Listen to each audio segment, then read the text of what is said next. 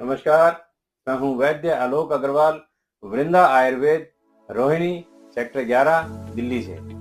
जैसा कि आप सब लोग जानते हैं कि हम भिन्न भिन्न रोगों पर कार्य करते हैं और आयुर्वेद पद्धति के द्वारा हम रोगों का इलाज करने का पूरा प्रयास करते हैं और हम ये दिल से चाहते हैं कि आप सभी लोग स्वस्थ रहें, खुश रहें, संतुलित रहें, निरोगी रहें, आपका जो धन और समय है वो नष्ट ना हो।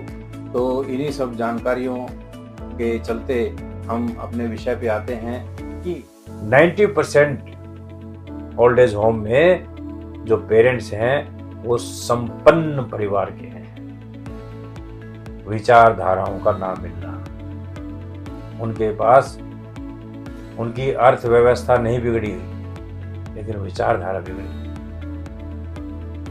उनके बहू, उनके बेटे, उनके जो घर के सदस्य हैं उनके साथ तालमेल नहीं बना पाए 90%। तो इसलिए मैं आपसे निवेदन करना चाहता हूं कि जैसे भी कीजिए, जो भी कीजिए, पेरेंट्स के साथ तालमेल बनाइए और उनको सही न्यूट्रिशन दीजिए, सही भोजन दीजिए।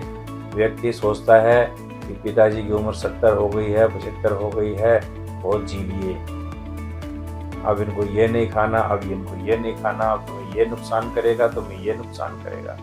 लेकिन जो सबसे ज्यादा नुकसान कर रही है वह है विचारधारा, आपका तालमेल। आप उनको समय नहीं देते, आप उनके साथ बैठते नहीं हैं।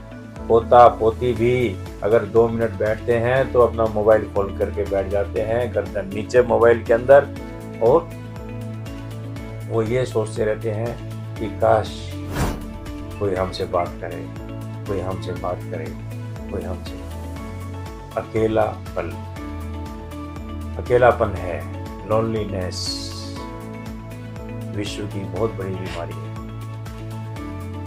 इसलिए आप आज ही उनसे मिलिए, उनके पास बैठिए, उनसे बातें कीजिए, अपने हाथ से खाना खिलाइए।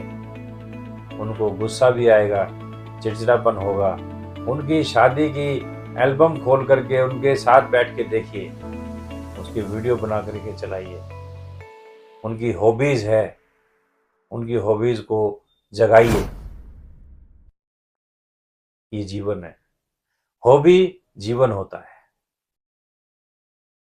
हॉबी मर गई तो इंसान भी मर गया। तो इसलिए पेरेंट्स की नज़र में जिंदा रहिए, पेरेंट्स की नज़र में सम्मान बना के रखिए अपना। जो आपकी नज़रों से गिर गया, क्या फर्क पड़ता है जिंदा है कि मर गया। जिन बच्चों को उन्होंने अपने गोदी में, अपने कंधे पे उठा करके दुनिया दिखाई, वह बच्चे जब उनका भार उठाने में सक्षम नहीं रहते तो वो जो पेरेंट्स हैं वो जीवित नहीं है, वो जिंदगी को जी नहीं रहे, वो तो एक जिंदा है। जिंदा रहने में और जीने में जमीन आसमान का फर्क है।